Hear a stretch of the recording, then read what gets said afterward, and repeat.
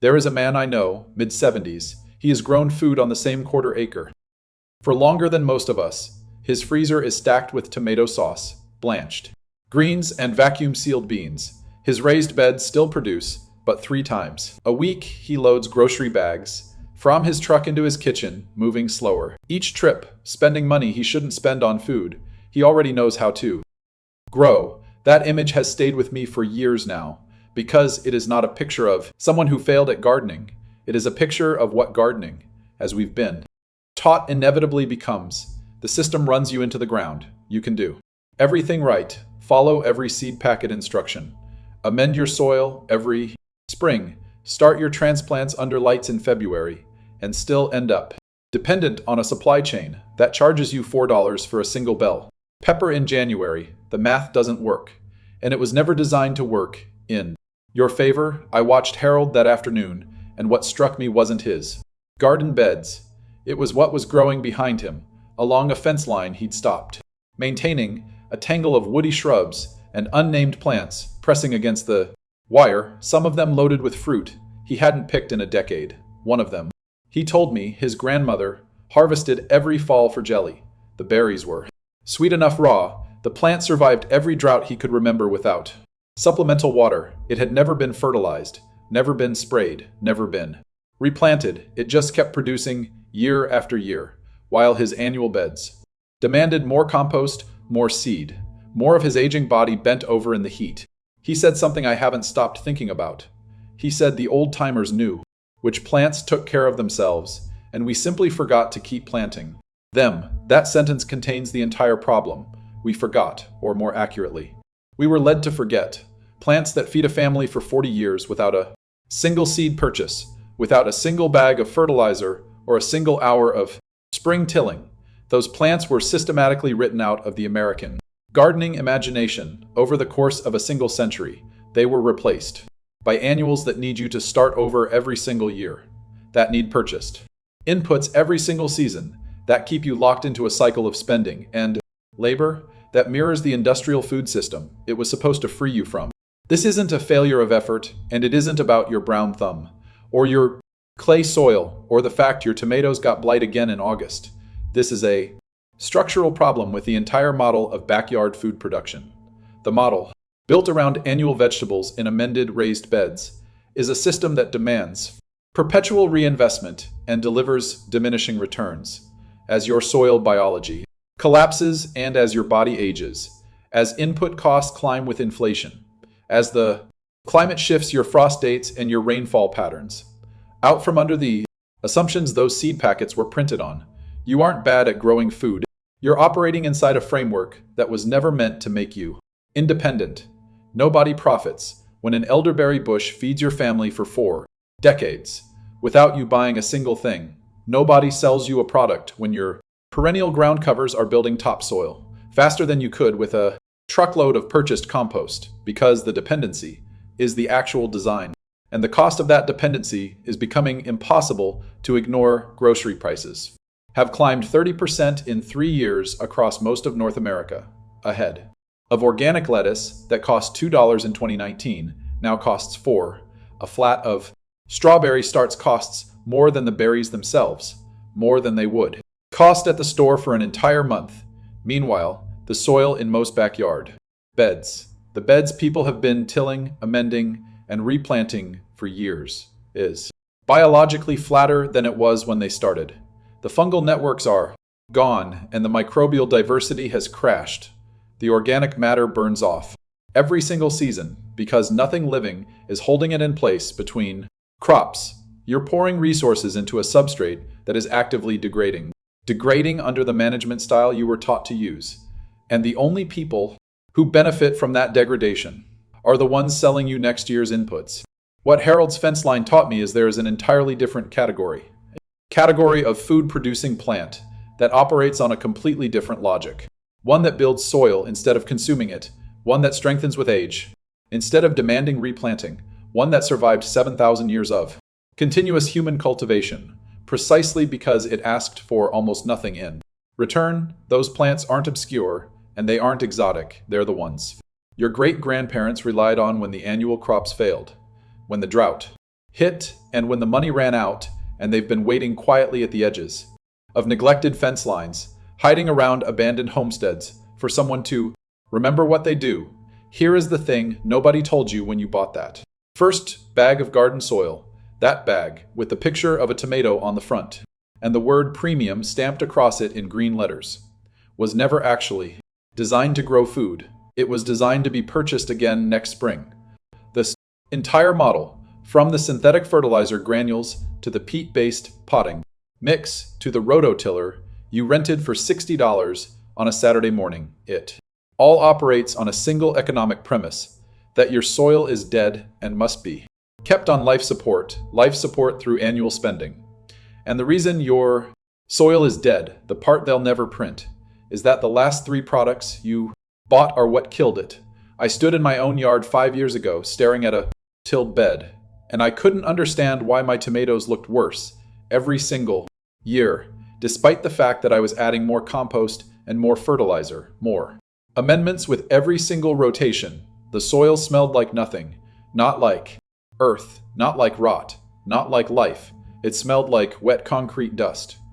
Didn't know it then, but what I had done, what the entire gardening industry had taught me to do, was sever the one network that would have fed those plants for free. Beneath undisturbed soil, there exists a fungal web, mycorrhizal hyphae, that extends outward from plant roots, sometimes 40 or 50 feet in every direction. These threads are thinner than a human hair, and they function as a secondary root system, trading phosphorus, zinc, copper, and water to the plant.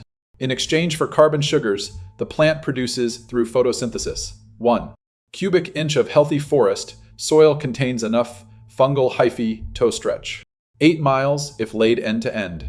That network took years to establish, and it took me 20 minutes with a rototiller to destroy it completely. Every pass of the blade shreds those hyphae into disconnected fragments. The fungal organism doesn't recover in a single season, and usually not even in 5. And so the plant, now severed from its nutrient exchange partner, starves, unless you replace that function with a purchased input. Granular fertilizer, liquid feed, another bag from the store. This isn't an accident. This is the business model. The nitrogen in a 40-pound bag of 10 doesn't behave like the nitrogen fixed by a living organism, like groundnut, which deposits it slowly into the surrounding soil through bacterial nodules on its roots, available to neighboring plants across entire growing seasons. Synthetic nitrogen hits the soil solution all at once, forces a flush of vegetative growth the plant can't structurally support, then leaches below the root zone with the next heavy rain, taking calcium and magnesium with it on the way down. The soil pH drops, and the microbial population crashes. The fungal network, already damaged by tillage, receives a chemical signal, a signal that mimics abundance and stops extending. Why build a trading network when free nitrogen is flooding the system? Except it isn't free. You paid for it, and you'll pay again in 8 weeks, when the flush is gone and the leaves yellow. The herbicide layer is worse because it is invisible. Glyphosate, the active ingredient in the product most people spray along their fence lines and garden edges without a second thought. It doesn't merely kill the target weed, it is a chelator, binding manganese, iron, and zinc in the soil, making them unavailable to any plant growing nearby. It suppresses the very bacteria that form nitrogen, fixing nodules on legume roots. A plant like groundnut, which evolved over thousands of years to partner with specific rhizobial bacteria, can't perform its ecological function in soil that has been sprayed. Even once in the previous 18 months, the residue persists, the partnership fails, and the gardener, seeing poor growth, reactions for the fertilizer bag, again, completing the loop. What you end up with isn't a garden, it is a patient on a ventilator.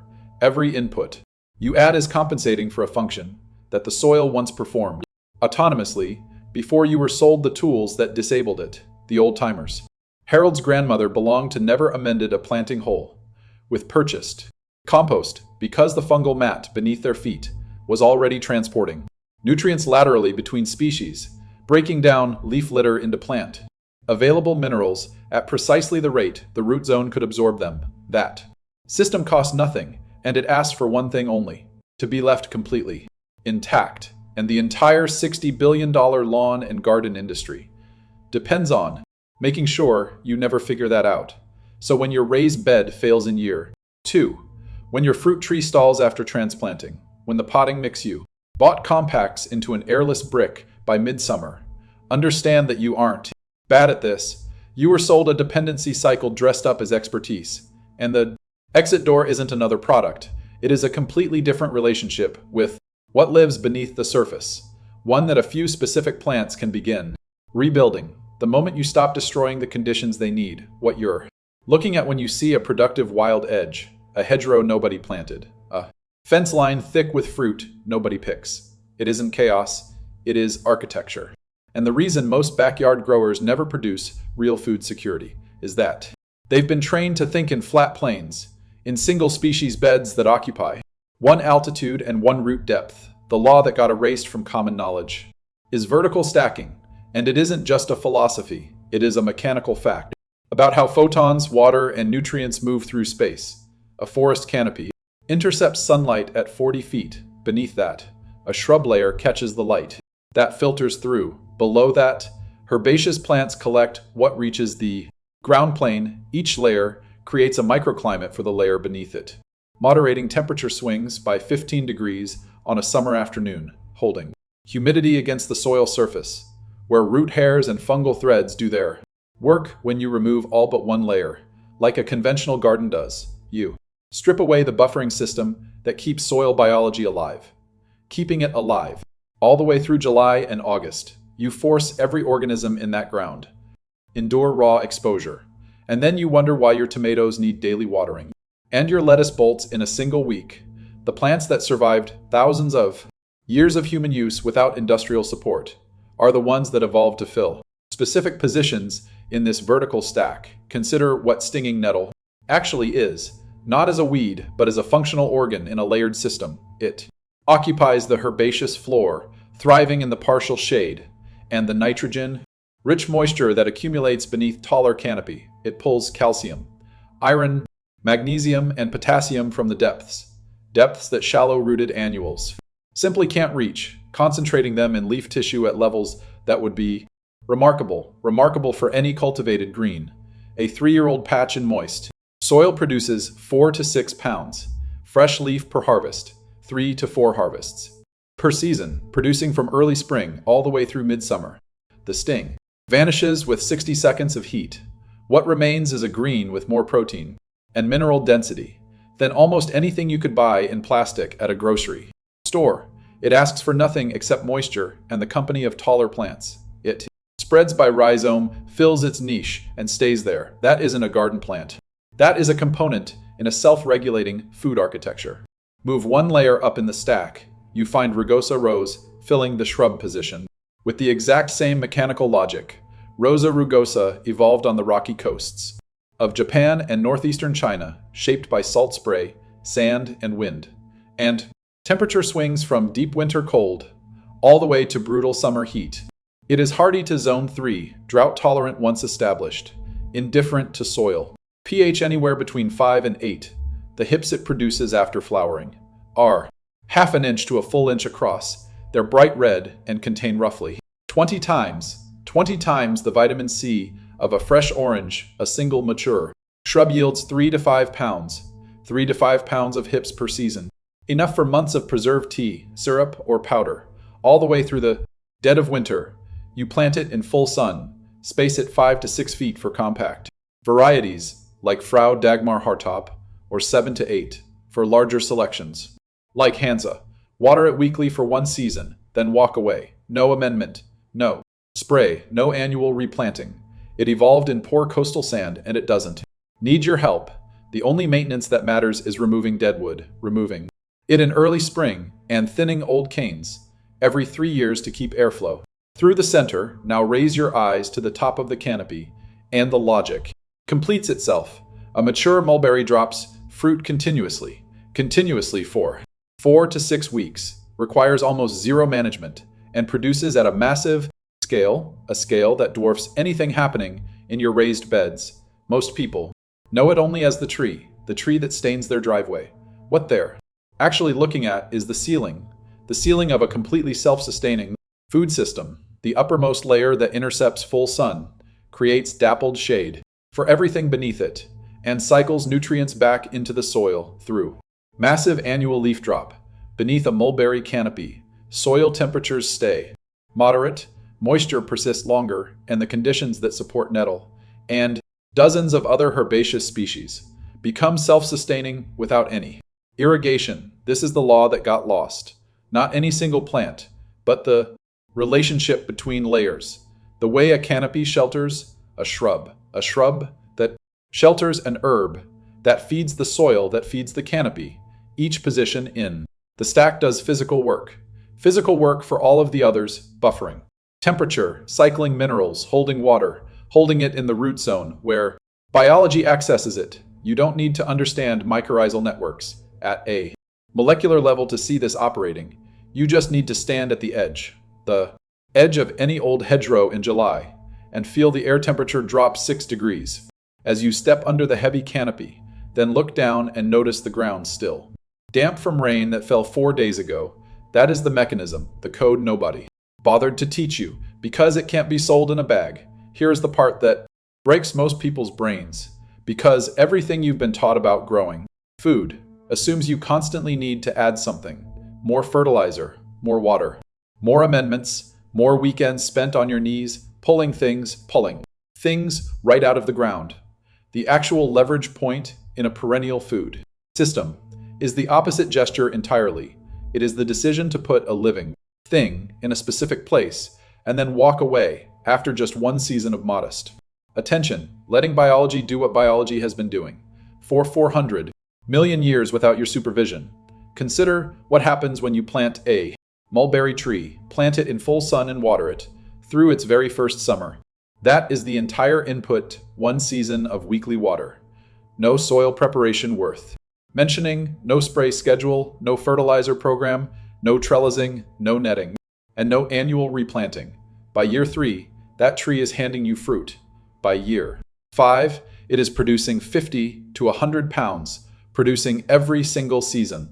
For decades, while you do precisely nothing except show up with a bucket, 100 pounds of sweet dark fruit, from a living system that asks less of you than a single raised bed of tomatoes asks of you in a single week. Illinois Everbearing is the variety that keeps proving this point across the Midwest and the Eastern states, because it carries the productivity genetics of white mulberry and the flavor genetics of red mulberry in one cold hardy package that survives -20, survives it completely without flinching. If you're in zone 8 or warmer, Pakistan mulberry stretches individual fruits to 3 inches long with a sweetness that makes you wonder why this tree isn't on every suburban lot in the South. The point isn't the variety, the point is the ratio. One afternoon of planting, 12 weeks of watering, then years of harvest against zero ongoing cost. That isn't gardening, that is a lever. Now drop one layer lower and look at the shrub zone, the space between 4 and 8 feet off the ground, that most backyard growers leave completely empty. Elderberry fills that space with a plant so adapted to difficult conditions that it grows wild, along stream banks, clay flats, and flooded margins, and woodland edges where nothing else productive survives. A mature elderberry bush produces 10 to 20 pounds of dark berry clusters per season. In soil that would outright kill a blueberry, it tolerates wet feet, partial shade, heavy clay, periodic flooding, and total neglect after its second year. You plant 2 varieties, 6 to 8 feet apart for cross-pollination. You water them through one single summer, cut the canes back to 12 inches. After that first growing season to force strong basal regrowth. And then you are completely done. From year 2 forward, the only maintenance is removing dead wood. Onse year, a 10-minute task with loppers. Bob Gordon, developed at the University of Missouri, produces berry clusters 2 to 3 times larger, 2 to 3 times larger than wild plants. Adams and Nova handle the Northeast, the harvest cooks down into syrup, wine, or jam, or dried stores that last all through winter. The leverage here isn't just caloric, it is spatial. You're turning wet, shaded clay heavy ground, that would defeat any annual vegetable into a reliable food. Producing zone, by matching the right biology to the right conditions. And then, just stepping back, the most radical version of this principle operates. Completely at ground level, in the deep shade under your canopy trees, where you've probably been fighting weeds for years, or simply accepting bare dirt. Wood sorrel, that small clover-shaped plant, the one with bright lemony leaves, spreads into a dense living mat, in exactly the conditions where nothing else productive will grow. Under a mature mulberry, under a pawpaw, in the shadow of a north-facing fence, wood sorrel colonizes the ground. It suppresses competing weeds without any intervention from you, and offers continuous harvests of vitamin C-rich leaves from early spring through late fall. You set transplants 6 to 8 inches apart in early spring, and within 2 to 3 seasons, they've self-seeded into a complete ground cover, a complete ground cover that requires absolutely nothing. No weeding, no watering after establishment, no feeding, no replanting. The square footage under your trees shifts from a maintenance liability into a productive layer that completely handles itself while you harvest salad greens on your way to check the elderberries. This is the pattern that matters more than any individual plant. Every one of these species represents the same underlying move. You match a plant to the conditions that already exist on your land. You provide minimal support through one establishment period, and then the biology takes over completely. The system doesn't need you to keep pushing, it needs you to stop interfering. The less you do after that initial placement, the more the root networks build soil, the more the leaf litter feeds fungi, the more the canopy moderates temperature and moisture for all the layers beneath it. Your role shifts from laborer to observer, from someone who inputs energy every single week to someone who walks through a living system and simply collects what it offers. That shift from constant effort to intelligent placement followed by harvest is the actual leverage point that nobody selling you seeds and amendments wants you to discover. Because once you understand it, the entire input economy loses a customer permanently. There is a moment coming without drama or speculation, because it has already happened twice. In the last 4 years alone, where the grocery store nearest to your house will have empty shelves in the produce section for more than a week, not because of some apocalyptic collapse, but because a single choke point failed. Port backed up, a diesel shortage hit the refrigerated fleet, a regional distributor went bankrupt on a Tuesday, and nobody had a backup contract in place by Friday. When that moment arrives, and it will, there are exactly 2 kinds of households. One is refreshing delivery apps, driving to a third store, rationing wilted lettuce, and feeling that specific dread that comes from realizing your family eats only because a logistics chain you can't see or influence decided to keep functioning. The other household walks into the backyard in October and picks 100 ripe persimmons off a tree that has been producing without input for 15 consecutive years, pulls a handful of groundnut tubers from beneath a shrub that fixed its own nitrogen all summer, and clips enough stinging nettle to make a pot of soup with more mineral density than anything that ever sat on a refrigerated truck for 11 days. That contrast isn't hypothetical. It is the difference between a system designed around you as a permanent customer, and a system designed around the land doing the work, whether you show up on any given Tuesday or not. The persimmon doesn't care about your schedule. The elderberry doesn't invoice you. The ostrich fern sends up fiddleheads in April, regardless of what the consumer price index did that quarter.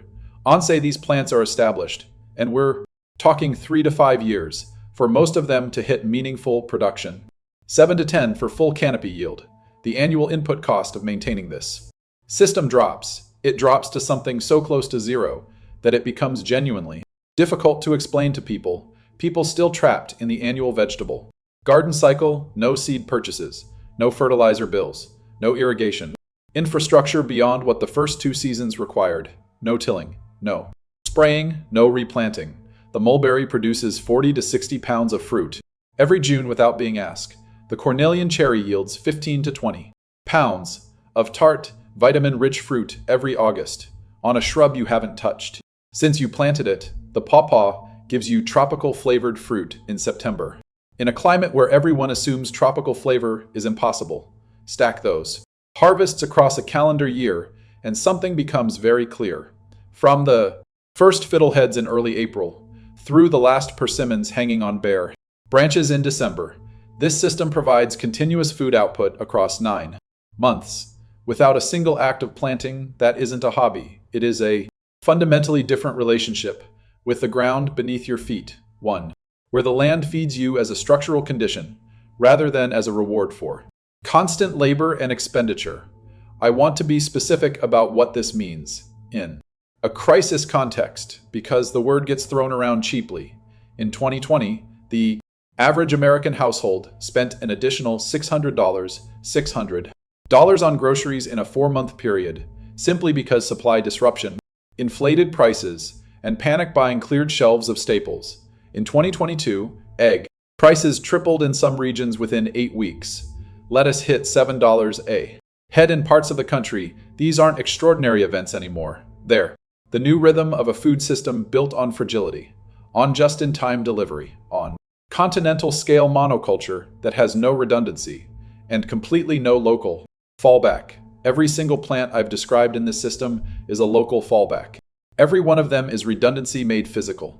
A mature food forest occupying a quarter acre, which is smaller than most suburban backyards, represents somewhere between $800 and $1,500. $1,500 worth of annual produce at current retail prices, produced with absolutely no ongoing cost, no supply chain dependency, and no vulnerability to anything short of a direct natural disaster on your specific piece of ground. The people who built these systems 5 or 10 years ago aren't worried right now. They aren't watching grocery prices with that tight feeling in their chest. They aren't calculating whether they can afford fresh fruit this week. They're eating from a system that became more productive every single year since they planted it, because that is what perennial polycultures do. The soil gets richer, the fungal networks get denser, the nutrient cycling gets much more efficient. Year 8 is better than year 5, and year 12 is better than year 8. You aren't fighting entropy, you're compounding biological wealth in the ground beneath a system that feeds you as a side effect of its own health. So here is what I want to leave you with. This isn't about becoming a gardener. This isn't about finding a pleasant weekend activity or growing a few tomatoes to feel self-sufficient. This is about recognizing that the most vulnerable point in your entire household, the one dependency that makes you controllable, anxious, and fragile, is the fact that you can't feed yourself without participating in a system designed to extract money from you every single week until you die. Every plant in this system is a quiet act of refusal.